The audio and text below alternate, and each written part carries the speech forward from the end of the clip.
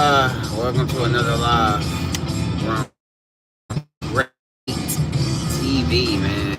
Welcome. You're listening to the Show on the LilNate, Sports man. Network. I'm here Running it down the stretch here on live. this Monday morning in the East, Sunday night, pretty much for everybody else. 888 Listening to the radio. Let's figure out what these guys got going on. Let's see. 888-710-4476. My favorite radio station, by the way. During the During the what? break, Okay, get to it, man. I checked my email, and you know you get those like, congratulations to you on LinkedIn or some kind of stuff like that, right? Yep. I don't know how many of you are on that particular platform. To me, it just feels like the website that everybody corporately wants to go to touch each other's money bits or feel each other up through the whole, way to go, Jimmy, 3 years at, bookstore broadcasting or whatever, right? I don't know, that's not my deal, but anyway, so I'm looking at LinkedIn, and it led me to think about, as we are 2 weeks away from the end of the regular season, what kind of job openings are we going to have in the NFL? So, the playoff teams feel pretty secure.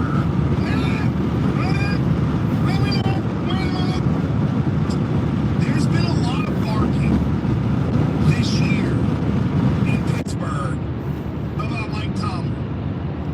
There's been a lot of people barking and complaining and screaming about Tomlin because, he's too consistent, but he doesn't win high enough. Right? It's good that we never have losing seasons, but I'm going to complain about that because you want to be the one person that says, well, I take 4 losing seasons for 1 championship season any day. If you're a Yinzer in Pittsburgh, you'd have your head checked, really, if you truly thought that. So I guess I'll throw that caveat in there as it maybe, just maybe, those who want to get Mike Tomlin and the Steelers organization finally get him, or the fans get what they want, and I'll tell you this, I'll tell you this right now, it can get worse. It can. And in fact, in Pittsburgh, it can get a lot worse. But just when you think... Pittsburgh won today, by the way. Really They beat the Lions, as I predicted. Believe it or not, the Bill Belichick 4-13 in New England a couple years ago compared to the Gerard Mayo 4-13 of last year, there's a massive difference. And I know, to the internet fanboys or whatever, they're like, 4-13 is 4-13. It took 4-13 for Kraft to be able to finally get Belichick out of there. Gerard Mayo's 4-13 had Kraft firing him when the final game was over last year. So let's at least have a little perspective on, yes, it can get worse. I am only bringing this up, okay? I'm only bringing this up Why is he bringing this up? Well, I don't think it's going to happen. I don't know what this man's talking about, but let's hear what he got to say. Lose to San Francisco, and then lose the next 2 games. You're not set for a long-term quarterback anyway. The thing ended up completely collapsing on Shane Steichen, and there were questions really going into the year, especially with the Irsay women taking over, that maybe Steichen and Ballard don't even survive this year anyway. Well, then they get off to this unbelievable start, and you're thinking maybe they can be the #1 seed, and then the quarterback gets hurt, and now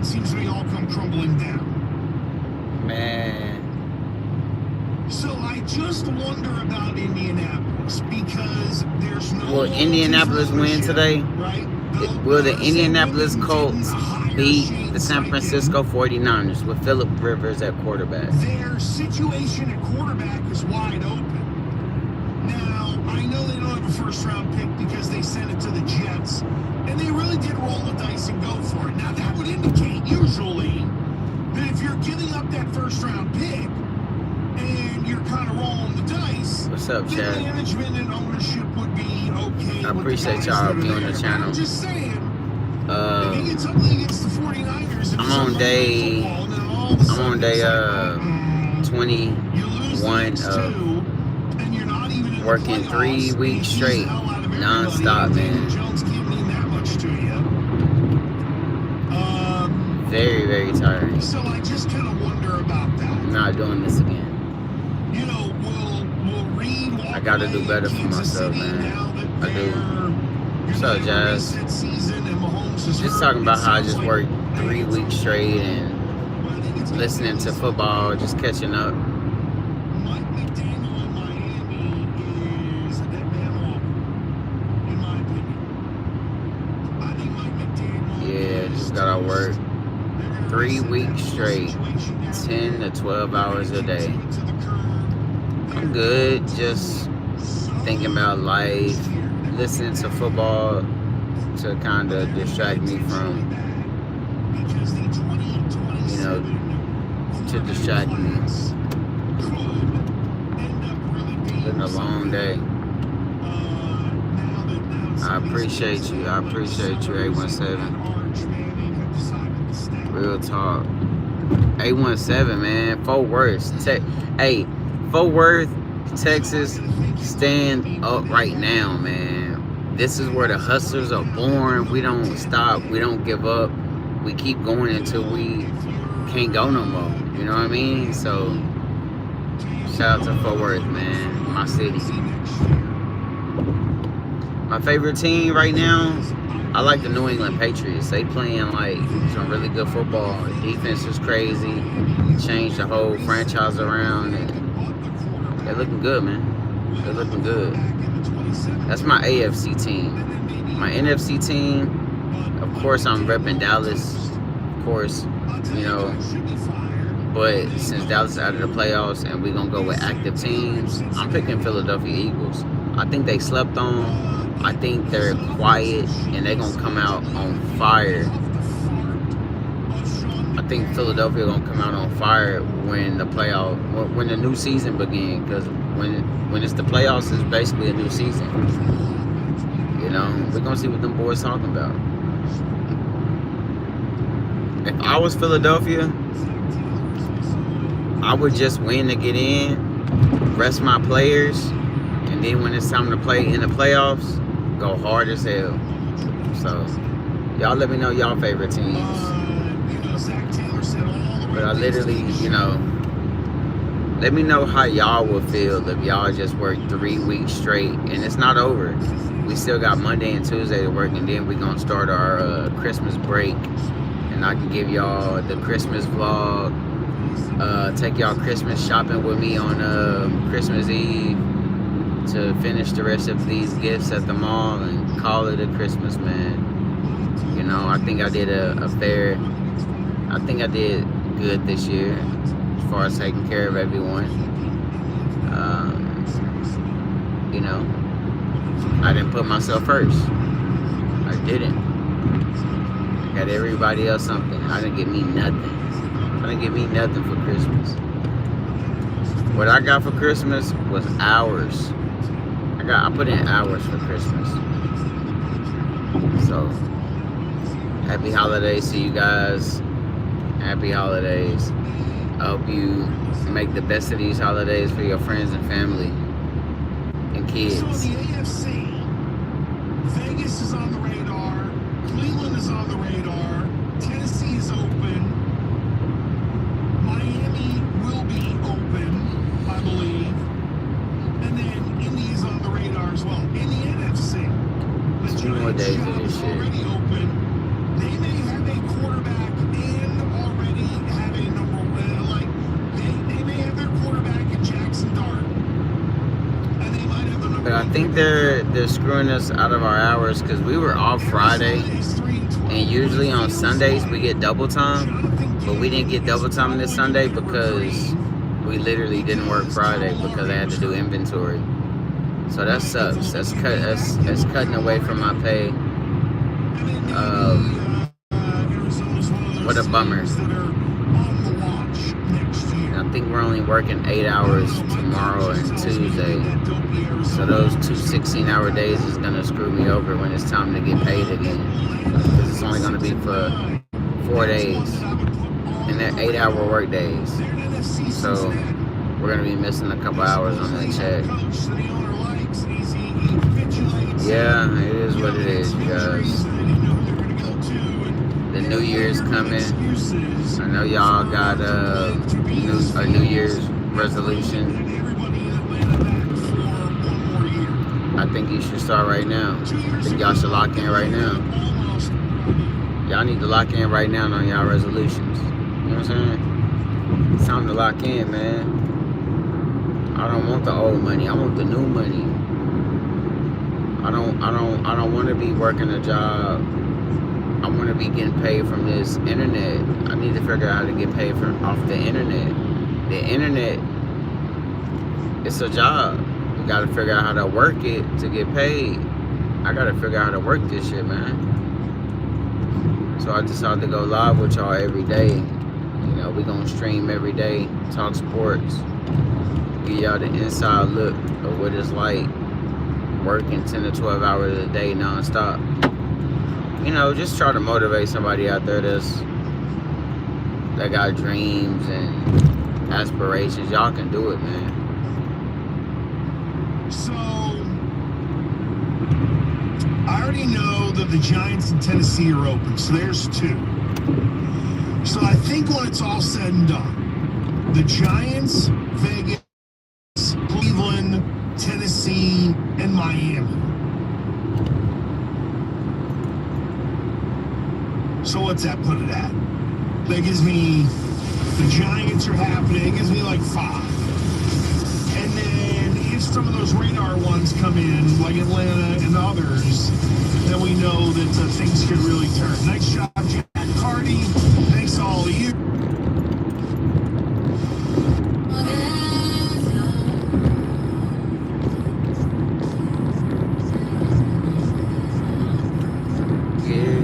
What everyone said, I'm all in. I don't even care as long as you're blue, burning blue. I'm burning blue. I'm letting it burn, letting it burn. I can feel it in the air. What? I'm all in. I don't even care as long as you're right here, laying in the bed. I'll forget what everyone said. I'm all as long as you're.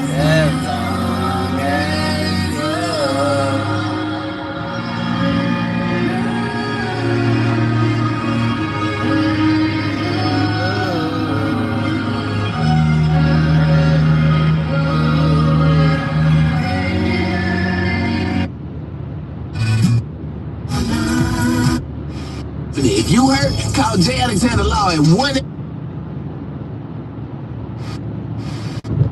Until now, true portfolio. Yeah, man, I'm just bouncing back, man. The bounce back, the come up story, man. Y'all feel me? Not having nothing, bro. Starting from ground zero. Not calling your mom, not calling your dad.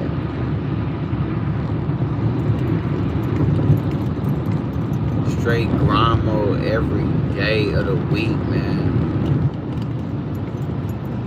Not for me, for the fam.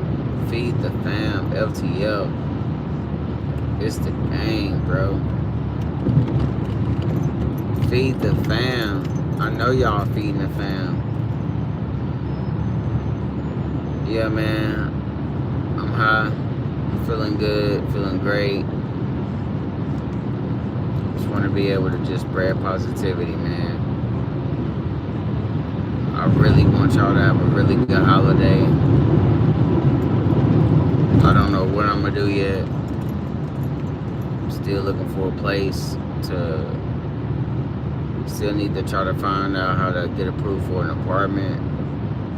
Still need to figure out how to pay off my car. Get a better job. Like, this is what life is as an adult.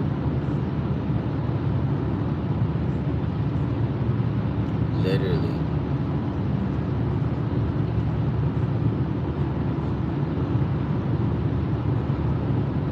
So for all my adults out there, keep adulting.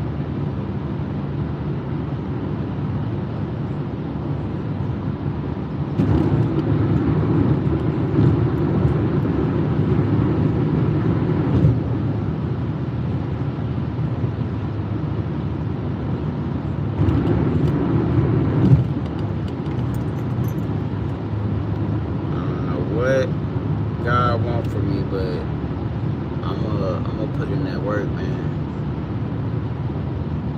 I'm gonna put in that work.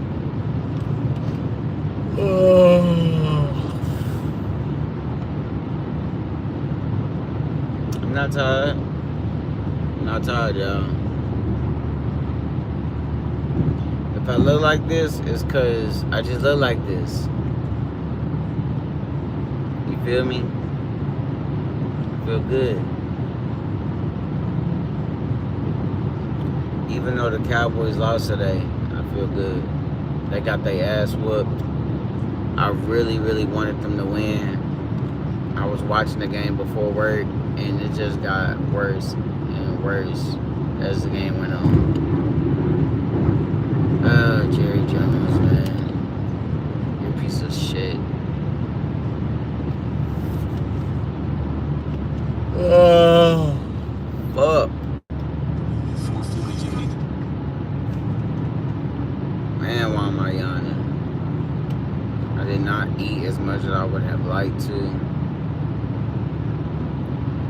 Like, these are times where I'm just like, man, come on, pull it together, man. Get through it. It just seems like the whole world is just coming down.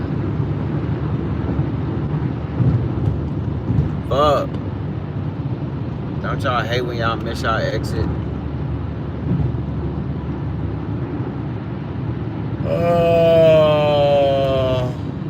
Fuck, chat.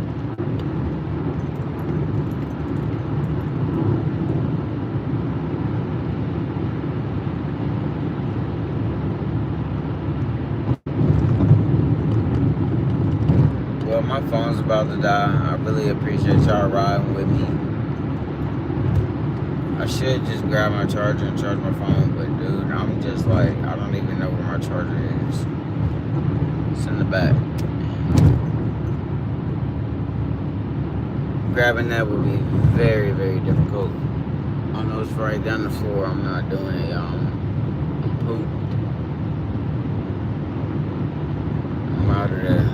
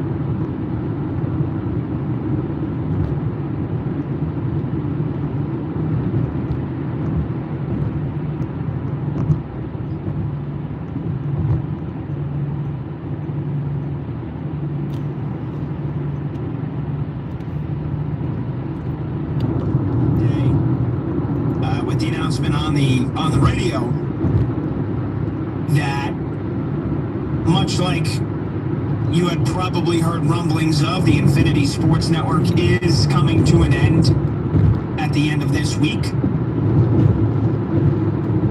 Sunday the 28th will be the final day of the Infinity Sports Network.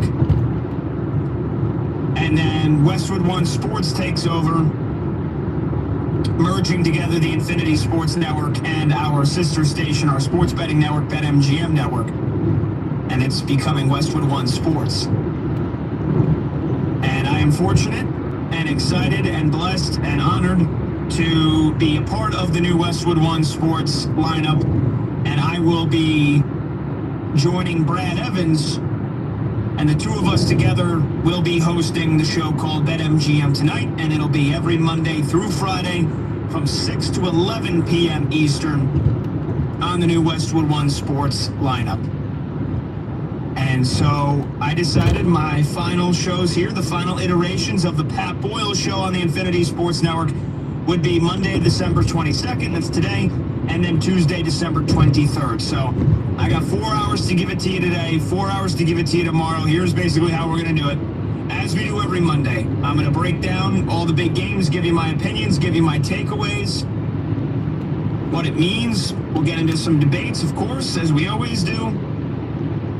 And then tomorrow, I'll basically treat it like a Friday. And I figured, why not go into, it's the last show that I'll be doing. There will be some farewells. There will be plenty of thank yous and whatnot. But for the most part, what I want to do, since it's the last time I'll be on the air in the current iteration of the show, is basically just preview all the games that are going to be coming up the rest of this week. You know, a lot of you taking time off for Christmas and the holidays. And so we've got 3 games on Christmas. We've got and I know Tuesday's normally a little too early to start previewing games and whatnot, but like I said, it's the last show. So I'm going to, let's go out with a bang. Let's go out and have some fun. Let's look ahead to Christmas. Let's look ahead to the weekend.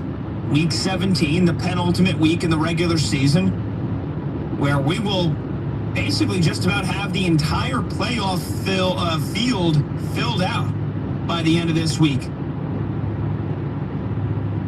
With the only playoff spot that may have to be determined by the end of this weekend is who's going to win the NFC South. We've already got 5 playoff spots clinched in the NFC. We have 1 wild card team left, and it's going to either be the Packers or the Lions, and it looks almost certain that it's going to be the Packers. And then we've got the NFC South champion,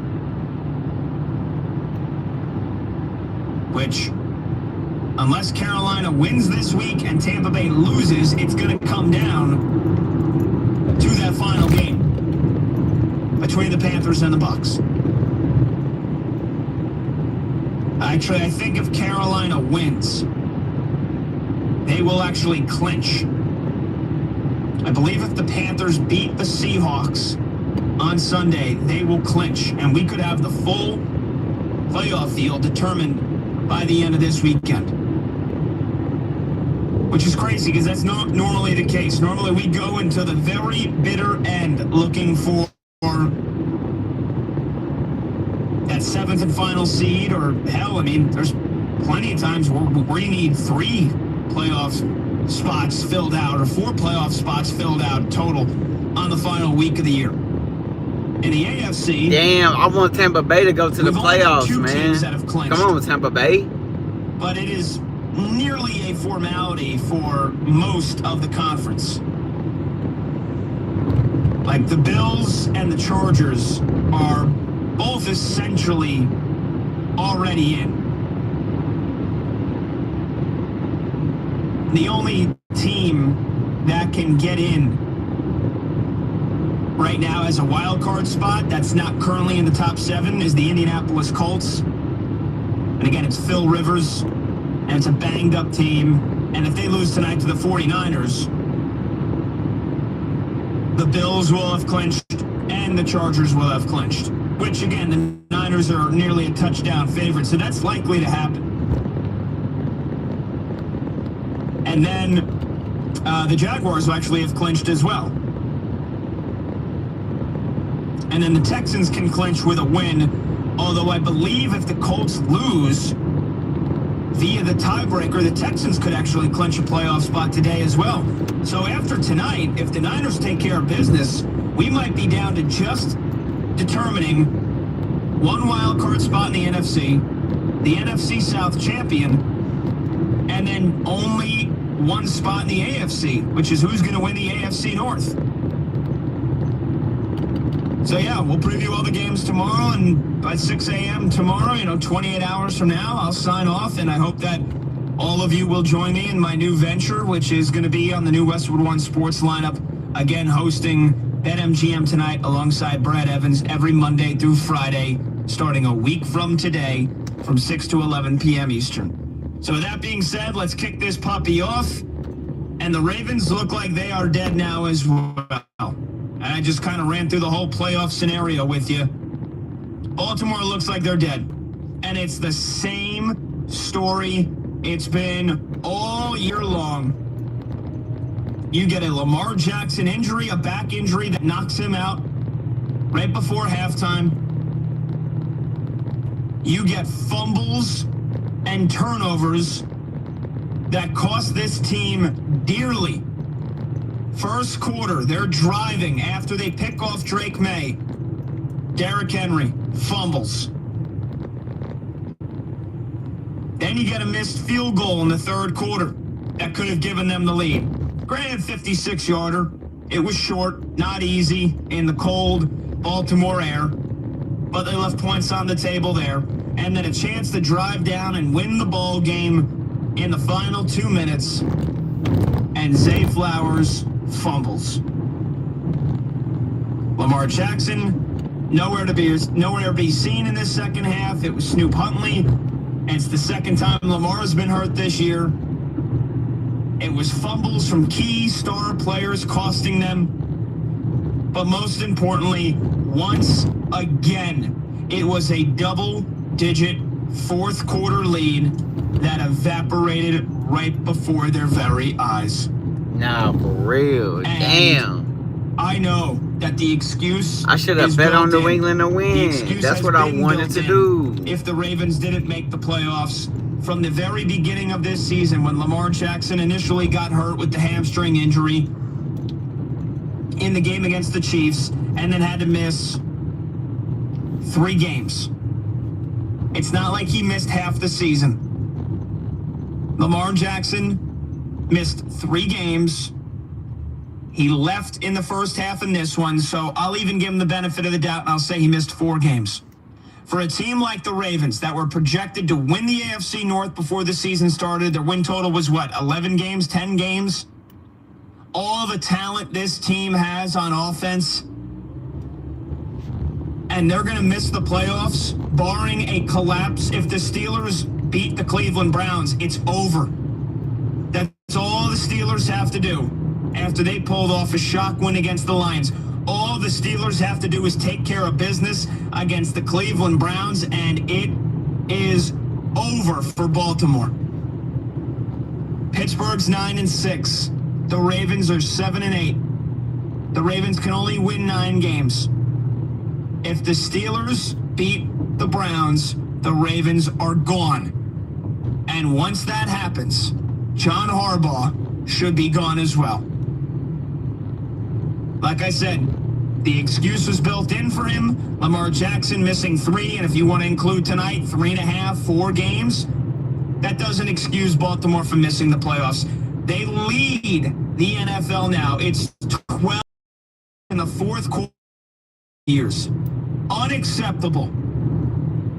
Undisciplined team. A defense that was in shambles for the first half of the year.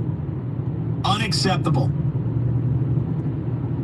It's quite simply unacceptable to have this high of expectations, to be this good, to have the bar this high, to have a window with Lamar Jackson, a 2-time MVP, and the Baltimore Ravens have not only not reached a Super Bowl, they've been to 1 conference championship.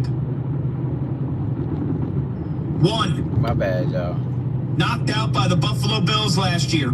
Had the Chiefs on their own turf 2 years ago and lost. Knocked out by the Bengals in the wild card round a couple of years ago where Lamar didn't play because he was hurt. Knocked out by the Buffalo Bills back in 2020 in a clunker where they put up 3 points.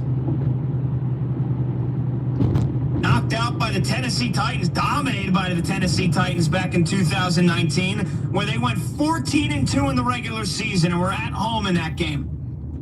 And knocked out by the Chargers in 2018. And that was the last year of Joe Flacco. But it's been 7 years with Lamar Jackson. He's won 2 MVPs. I think we unilaterally, as football fans, consider him a top 5, if not a top 3 quarterback. And in a year where Patrick Mahomes and the Kansas City Chiefs were terrible, and then Mahomes gets hurt, and they're out of the playoffs. In a year where Joe Burrow missed more than half the season, and the Bengals are out of the playoffs. The Baltimore Ravens couldn't even get there. And Lamar Jackson only missed, like I said, 3.5 games. The game he got hurt in Kansas City, that game was a blowout. That was already over. You can't count that. He missed 3 full games, and he got hurt in the first half in this one. 3.5 games without Lamar Jackson. That does not excuse you from being 7-8 and maybe finishing even worse. I mean, again, they're not mathematically eliminated yet. But we'll see what the situation is with Green Bay. Jordan Love with the concussion on Saturday. We'll see if he's going to pass concussion protocol. But they very well could lose to the Green Bay Packers and be 7-9. That is horrible. That is terrible. 888-710-4ISN. 888-710-4476. I think John Harbaugh has to go. And I want to hear from you. Do you think the Ravens should be moving on from the coach that brought them and won a Super Bowl? But it feels like they have severely underachieved since Lamar Jackson has gotten here. John Harbaugh is a Super Bowl champion, and it looks like he will never get back there again with this team. Just like Mike McCarthy was a Super Bowl champion with the Green Bay Packers, and it felt like he would never get back there again. And the Packers moved on from him. Now, LaFleur hasn't gotten to a Super Bowl. You can make the argument he's underachieved, but it felt like the window had come and gone with, yes, a Super Bowl ring, but it wasn't ever going to happen again for Mike McCarthy. It feels like it's never going to happen again for John Harbaugh. This is who the Ravens have been all year. Forget about the Lamar injury. The fumbles by their star players, Derrick Henry, Zay Flowers. Lack of attention to detail, and just a unmitigated disaster of a defense in the fourth quarter in games where they should be putting this thing away. They go up 24-13, and the Patriots march right down the field. And you get a 37-yard touchdown pass. Granted, that's a beautiful ball from Drake May. It's a beautiful catch from Kyle Williams. It can't happen. The one thing you can't allow is a quick strike touchdown of that magnitude. And then it was like clockwork. Again, Snoop Huntley's in the game. That's tough. That's tough. That's not an easy task. It's not an easy task.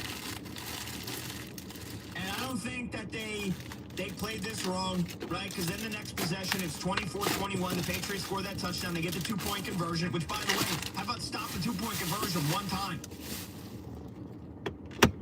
And the Ravens get it to 4th and 4. And they decide to punt, which I thought was the smart move. And New England had to start from their own 11-yard line. But then again, you held the Patriots to 13 points through 3 quarters. You strip-sacked Drake May. You picked off Drake May. You forced two turnovers.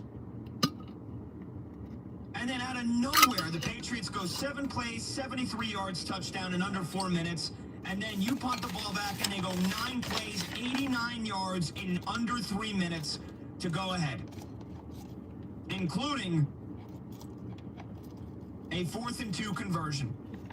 Where on the play before, Nate Wiggins did a great job, jumped the slant route, and should have picked the ball off, which would have basically ended the game. He doesn't. And then on the next play, again, a decent effort from Baltimore. They basically knew the out route was coming from Stephon Diggs, and they still can't stop it. And then Ramondre Stevenson just bursts right through for a 21-yard touchdown.